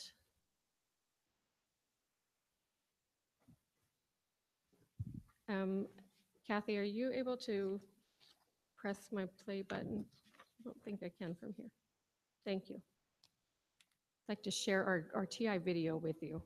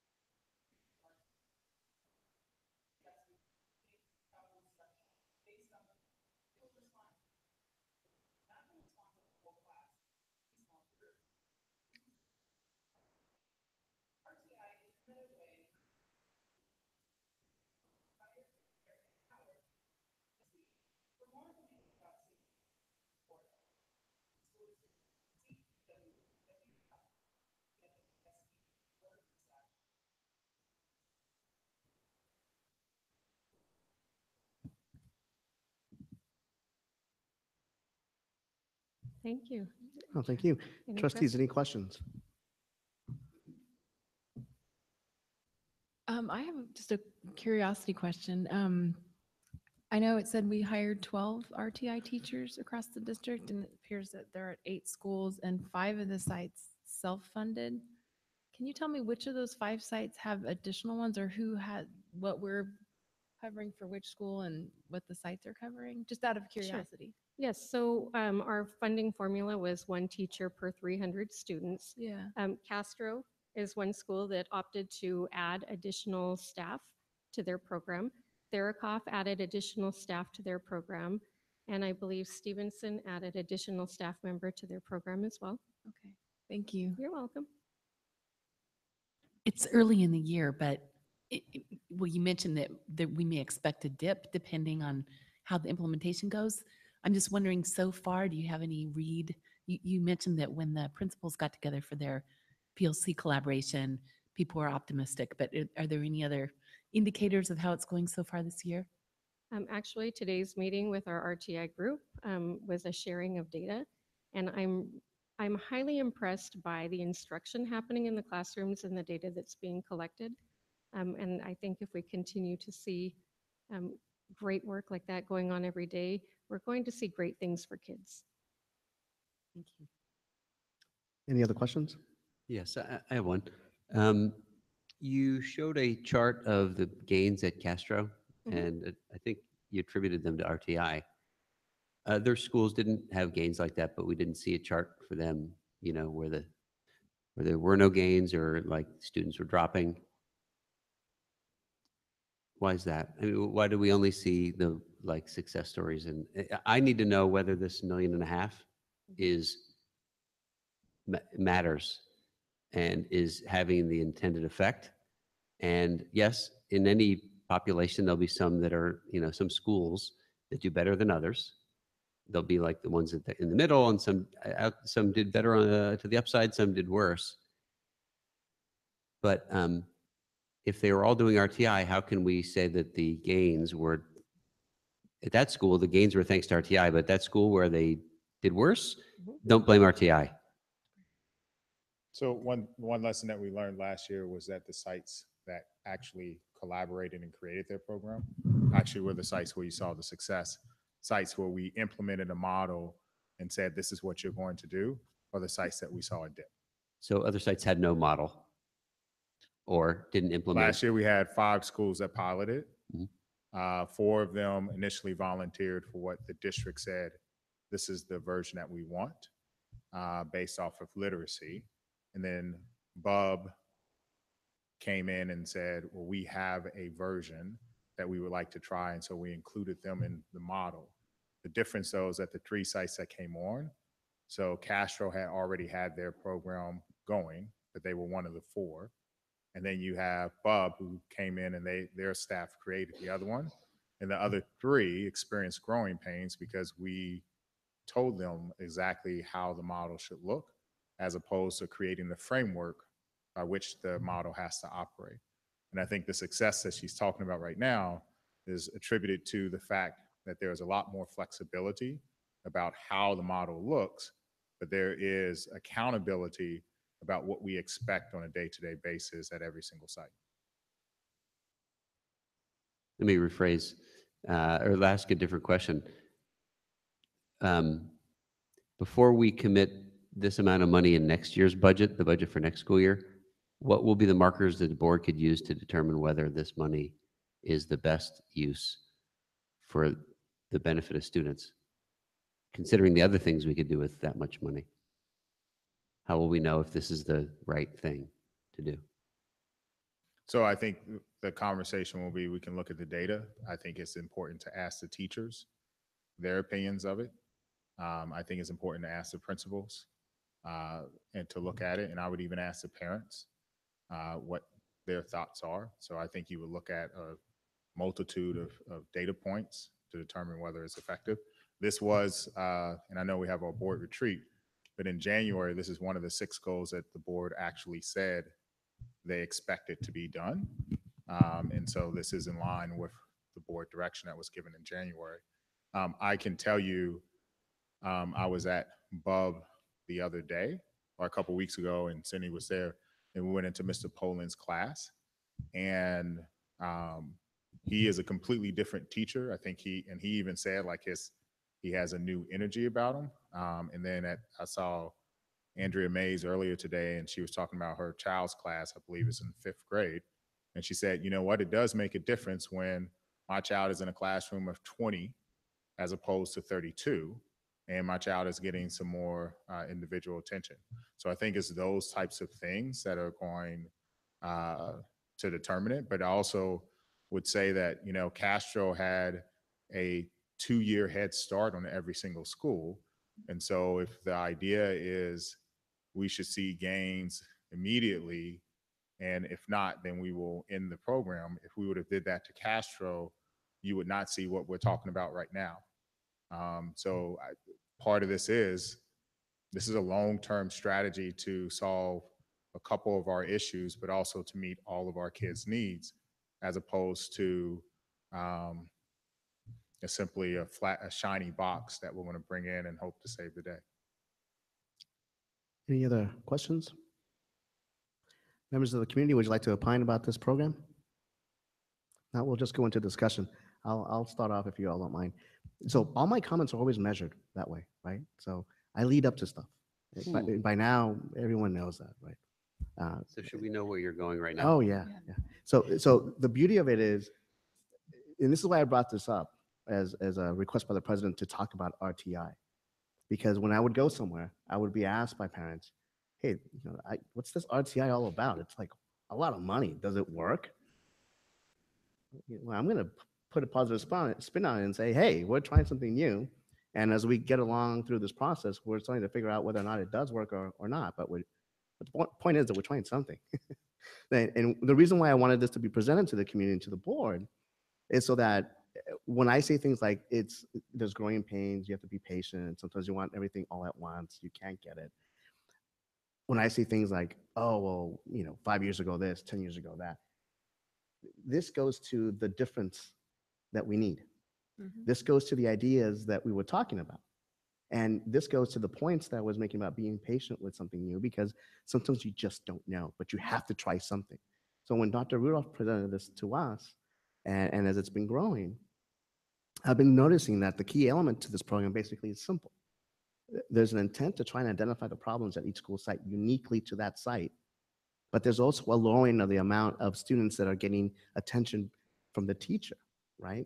So you have more individualized learning, small group discussions, problem solving at not just the school site level, but also across the board in the district. And when you try those new ways of thinking and teaching and trying to make learning fun, I think this is a good step in the right direction. And that's why I had said before, I don't know if it's the answer or not, but it looks like it's progressing.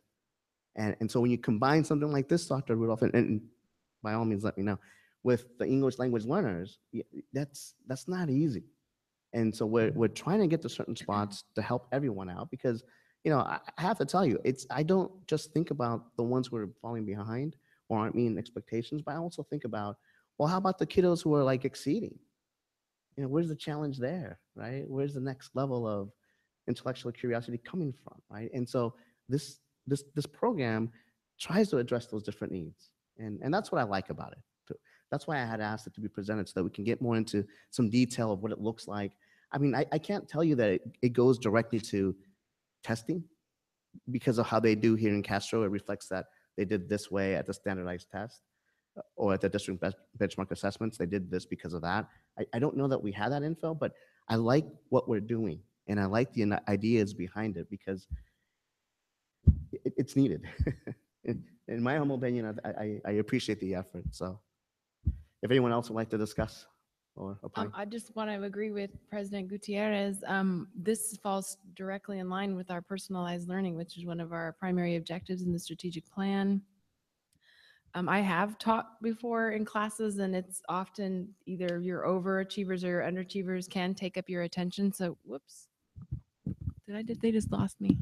So I think it's all lost. Hello? Yep, it's Testing, on. testing. I can talk loud. Yes, you can. I just think it can take up a lot of your attention to have an extra person in there trained in these kind of techniques has to be invaluable, having been taught before. The flexibility that I'm hearing in this and the collaborative nature of it all, and the fact that we've got buy-in and people are tailoring it themselves. In any situation where you go in and you tell people what to do, you're going to get pushback. Sorry, that's. But when you involve people in the process, you get buy-in and you tell them that they're a part of the process, you're going to have much more success. The teachers know primarily what is best for the kids, and to give them that flexibility in this framework, I think is invaluable. What we're seeing at Castro, to me, shows progress. I'm sure Principal Lambert is a proponent of it. She knows her school better than everybody. I trust her, and I think in 2 years, we can revisit this and hopefully be seeing gains in the interim. And I wholeheartedly support this.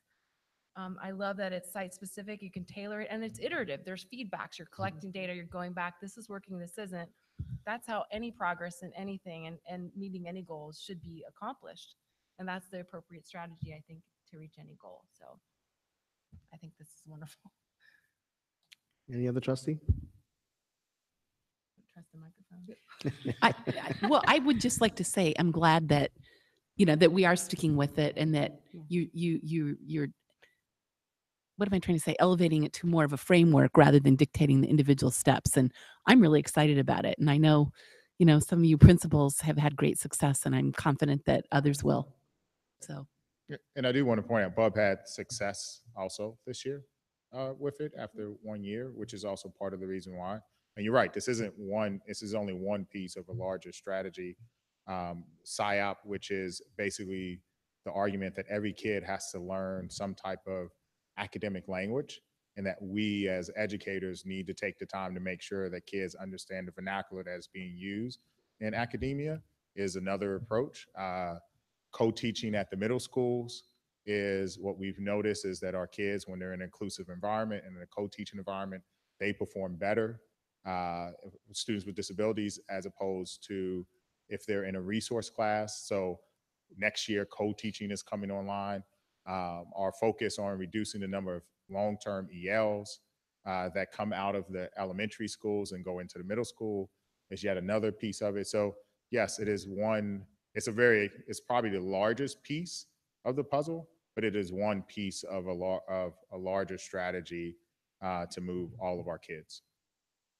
If I could quickly opine, Dr. Rudolph, and trustees, when you look at this also, the money involved, it's a huge issue. For other specialized programs, you're looking at 1.2, 1.3 for various reasons. Depending on the models, it's going to be a little more, a little less. But I think the value of presenting this to the board and to the community is so that the district and the community itself, the parents and the board, realizes when you look at this type of granular intervention, it's going to take money. It's going to take resources.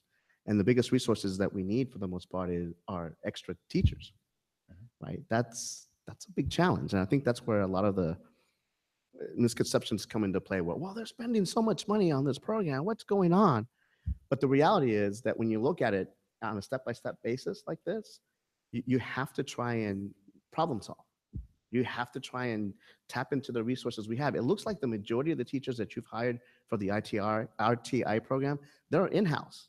Right? They were, and they also are more experienced teachers. Exactly. And so that's key, because if you have the talent to maintain those types of teachers, great leadership, great teaching in general, that's going to affect the motivation and ability to teach and to learn from one another. And when you look at it from that perspective, we're lucky to have those folks in those positions right now with this experimental program that's actually sort of making a difference as we go. And I like that hustle, right? I appreciate that. And I wanted to call attention to it so that next time, hopefully, parents want to ask us, hey, what's this RTI program all about? And after this, they'll know. So thank you. Any other trustee comments? No? But I would like to ask for a bio break. It's only 10 minutes of agenda left. We will see, Greg. Let's All right. take a quick Just 5-minute break. Just a reminder, board policy requires that we must finish in 25 minutes or you have to make a motion. Thank you, sir. We will take a quick break starting now.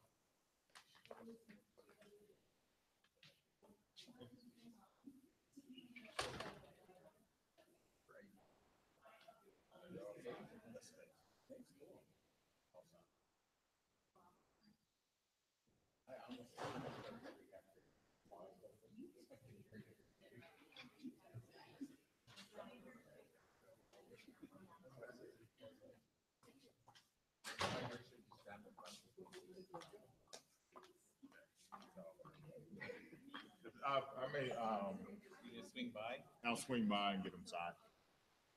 That's all. Yeah. He went out to his car. Oh, okay. Oh, the thing is still out on the floor. Oh.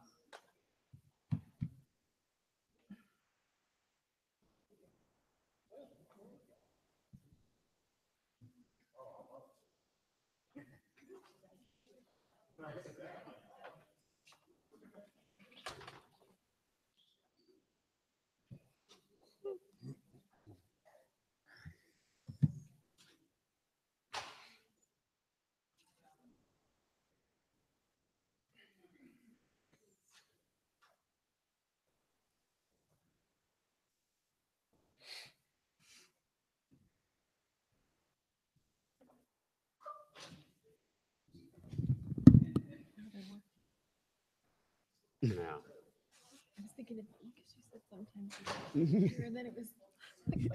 Well, see, now you know what I'm talking about. Right? It's like, oh my God. I feel you. The time is 9:41 p.m. and we will now reconvene our meeting of the Mount View Wisman School Board of Trustees. Review and discussion, workforce housing proposal and study. Dr. Rudolph. Yes, so the board has on multiple occasions expressed interest in studying staff housing. And so what we brought to the board this week is essentially a feasibility study to look at what housing would look like. And so there's a firm that just recently did one for Fremont. I believe that was included in the board packet. So it was a nice, thorough analysis of housing. And so what we would like to do is also to go down that line to look at what is feasible. And then I'll talk about what the next steps are. So our work to date, thus far, we have conducted a survey of staff.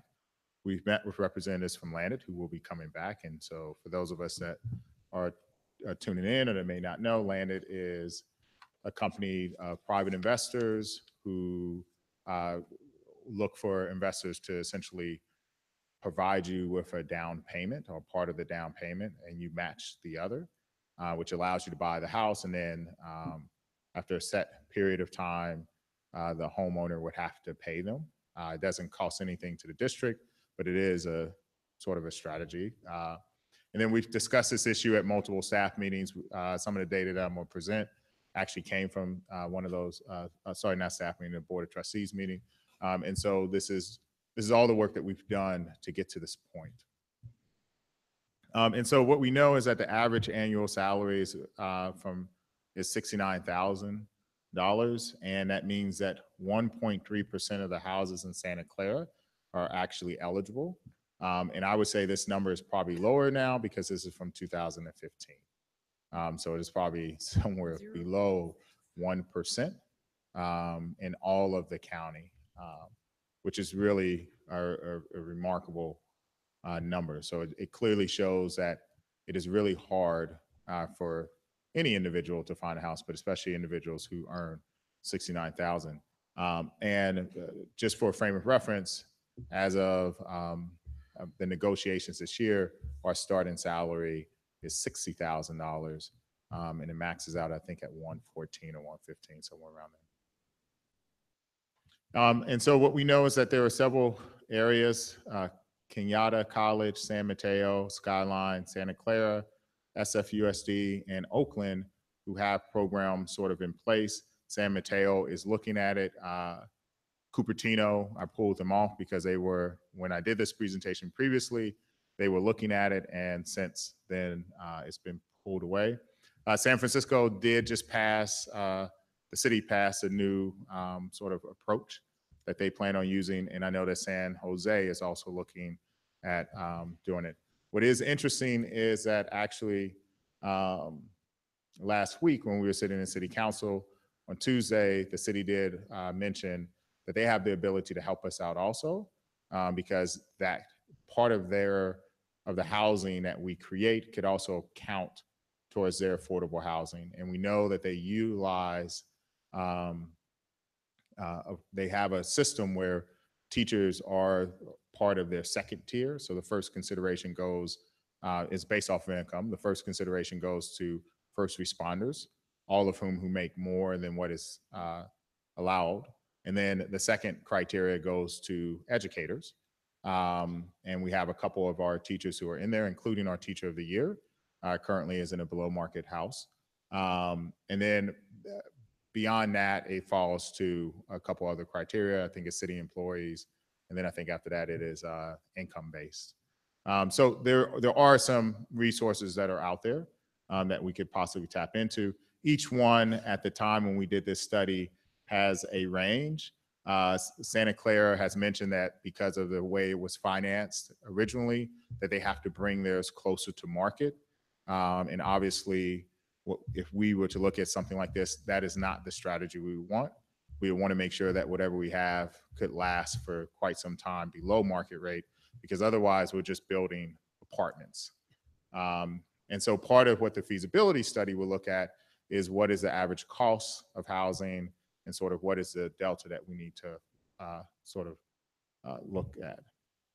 And so we know that 58% of our staff respondents, there were 229 who actually responded to this survey, which is a little bit over half of all of our workforce. And of the 157 that answered this question, 62% of them said they were very interested in looking at housing if the district was to offer it. And if you go into the somewhat interested, you're looking at 3/4 of respondents that would do it. So we know half of the respondents are unsatisfied with their housing situation for various reasons. Commutes was one of the questions we had in there. Rent, we also know that a lot in this survey that was from a couple years ago, we noticed that most of the staff were spending in excess of what is recommended for them to live in an apartment or in a housing situation or dwelling. And so we know that they're sort of at the end of their rope in terms of finances. And obviously this has an impact on whether or not we can retain staff, because when all of the housing units are above what our staff can afford, they're forced to move further away. And after a while, they start making some decisions about, well, is it worth driving past 7 or 8 school districts to come here when I can easily save myself an hour and a half commute? And so what are we doing? So the first thing I need to say is that there is no panacea to this problem. We can't say that if we build housing that it's going to address all of it. We see that in Santa Clara Unified, that building housing, they have a wait list, and they actually allow their employees to stay in the house for or in the apartments for 7 years. So if you think about that for a second, 7 years, somebody's on a wait list, and then somebody moves out and somebody else comes in, and it's probably on a rotating basis. So it's really hard to go in there. And so we may not have the abilities, money, or will. And when I say that, it could be that the board's position changes. It could be that the community's position changes. And money is obviously is a concern too, right? We can't just build housing. We need funds to do it. And currently we don't have any funds existing to do it. What most districts do is they take out a certificate of participation, which is what we're currently using to pay for Slater in order to build housing. And what you really want is for a cost neutral program. So whatever we build, you want it to pay for itself so that it doesn't come on the backs of the district. And apartments will not serve all employees. So in the feasibility study, they're going to look at the one piece of vacant land that we have, or not vacant, but the largest piece of land that we have, which is 10 acres. But it doesn't mean that we can build 500 units or 600 units on that 10 acres, especially considering the density that is already over there. And I think that's going to be one of the conversations that we actually have to have with the city if we continue to go down this road, is the city counts that green space as a part of theirs, and it is in a low density area. And so to create high density housing in a low density area creates another issue. And so is it possible that we can look at the things like transferring or something else, right? We definitely don't want to give up Cooper, but at the same time, we need to acknowledge that that might not be the ideal place. The other thing I would say is that it's, from a traffic standpoint, it's not the easiest place to get to. And so there are some disadvantages there. But in the feasibility study, what they will come up with is an idea of what it would look like if we developed it, as well as some funding options that we want to have. And then part of this is when we set up employee housing, the board would have to sort of absolve themselves from overseeing it, and there would have to be a separate board. So then that way that there's not a fear of what happens with reprisal, or if someone, said something about the district and then all of a sudden they were evicted because of that. So there's some other pieces to this too that are further down the road, but it's worth acknowledging that this board and then the district would not actually be the overseers. We would have to set up a separate structure to make sure that it is managed appropriately. So we know that most of our staff members who responded to this survey expressed an interest in buying houses. Ultimately, that's the American dream, right? So what most people want to do is they want to buy a house in Mountain View, and then they want to hold on tight to it, right? And so we have some of our older teachers who actually had the ability to do that, right? And so, but that is not the case anymore. Houses are going for, I think the new average price is 1.5 million, and that is up from 1.2 million when I came here 2 years ago. And if we think about this for a second, that's the average. There are some houses that go for well beyond 1.5, and I think Montaloma, that area is an interesting neighborhood. When I went to look at a house there, it was 2.6. So I say this to say, like, condos also play a role in why that 1.5 looks there, but a house does cost some. Federal programs like HUD and the Teacher Next Door actually do not help us. So if we were back east or someplace else, you could use the Teacher Next Door program to purchase a house, or you could, which essentially uses the HUD foreclosure list to do it. But here, foreclosures are really an anomaly, right? If there is one, it is not going for a short sale price. It is going for full market value because of the real estate market here. And so we don't even see foreclosures in Mountain View. We may have previously when there was a dip in the economy, but as it states right now, that is just not the issue that we're looking at. And so the other piece of this is just, as we explore landed only works for individuals who have a nest egg, right? So if your plan is to buy a house, right, at 1.2, then that means that you need 20% down, which is 240. Net, they will provide you with half, which is 120. And so you would have need to have saved up $120,000 in order to go there. Now, of course, that is assuming that you have average credit. I'm sure there are other factors that come into play, but the point is that in order to purchase a house, you do have to have a sizable amount of cash there, which is why affordable housing for our teachers is supposed to help the problems. Why Santa Clara uses it for a 7-year period in order to allow people to save money. And I've ran the numbers for myself.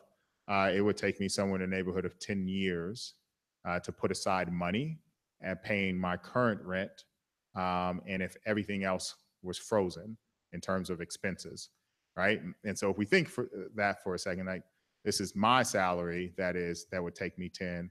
So we can imagine someone who is making less than that. It really is a tough climb in our current market. That is not to say that you can't find something cheaper, but the response to that is that you would have to live a lot further. So yes, you can find a townhome for $500,000 in Oakland, but you will have to drive an hour and a half to get to work. And so that's the trade-off that you have. And so part of this, in order to help our staff achieve housing, is that we have to look at this from a multi-pronged approach. We have to look at compensation, which our board has been great in terms of the leadership. We currently have 2 compensation studies out. And when we get the results of both of those, we will be doing a presentation to the board and having a larger discussion about what is our overall strategy for compensation. Obviously, we are doing a feasibility study, and we will bring the results back from the feasibility study and get direction about, so what is the next steps that we want to look at from the board. And I'm sort of one step ahead of myself, but so we look at housing, and then we can also look at other options too. You know, there are little things that sort of add up. I know teachers, when I have lunch with them, when I go out to sites, they've mentioned things like daycare. And so can we utilize our preschool program for staff, which would, at the cost that we charge, is considerably less than what the market price is, as Ms. Wilson pointed out last year. We also could look at transportation with buses. We've explored Caltrain cards, right? And so that approach. So I think it's a multi-pronged, I guess what I'm trying to say is a multi-pronged approach to addressing this concern to help individuals save up enough money so that they can purchase a house. And so I was one step ahead of us. So the compensation studies, the feasibility study, we need to explore this option with the city a little bit more. Landed will be coming back, I believe it is the next board meeting, if not the one right after that. And then after we have all of that information, we'll share it out publicly and get direction about what comes next. And I believe that this is in line with what the board has directed staff to do, to explore this with all due diligence. That's it. Trustees, any questions? Okay. Any members of the community that would like to speak to this issue? Right. Discussion points, Madam Wheeler. Yeah, I want to say I'm very excited about moving forward on this. I'm glad I'm part of a board that's interested in this. So I hope we can accomplish this multi-pronged approach for teacher housing. I'll second that. And I was speaking about this with a colleague at work today, and they pointed out that Stanford actually did it sounds like a land swap with the city. And I just had to look it up, a 51-year ground lease where they've constructed 180 faculty homes, some of them single family, some of them attached, some of them apartments and condos, but they're moving forward in various phases. So I'm not sure if you've already explored that option or how that was structured. You're nodding your head, so I assume you have. We're aware of Stanford's too. Yeah, it's just really interesting structure. And again, it sounds like there's a multi-pronged approach, and we can take a look at that. And I really like the idea of working with the city and the potential of some kind of a land swap or so. Thank you. Just say here. And when I speak with teachers, this is something that comes up frequently. So I'm glad we're continuing to pursue it. I have been in favor of doing something for a long time. The avenues with the city that involve changing the way the housing element works and making it so that like teachers can qualify for affordable housing that's getting created through the normal city process, to me seems like it's probably likely to have a bigger effect than the landed program, maybe because of how you pointed out that it would take you 10 years to save up a down payment. And so, yeah, that and things like you mentioned transit issues. I talked to someone who lives in Gilroy, used to take the train to Mountain View and teaches at Mountain View High School. And then Caltrain cut a train and now can't get to school on time. So it's like, yeah, but I'm told that 101 is a traffic jam at 5:45 a.m. down there. So maybe, maybe we should push for things like that, like, add a train back, add buses, add, something that make it so that you could live there too and still get to work, you know, but that's way out of our control, so hard to affect. Dr. Rudolph, thanks for following up with the issue. I think the board here has a lot of things, a lot of points in common where we want to try and explore what we can do, right? What's realistic. And the partnerships are key, just like with anything. I think we're moving towards that direction because we have to. It's a need, and we're trying to address those needs for our teachers and for the community. So thank you for bringing this up to our attention, and we'll look forward to the next steps. Thank you. All right, thank you. Moving on to board updates, if we could submit our board updates to Ms. Loga, that would be appreciated. Items for future agendas, we don't have any. The future board meeting dates are listed there. Having said that, Do we still do the, when we've had an item for future board from the last meeting, does that just get pushed to the next one, or how does that operate?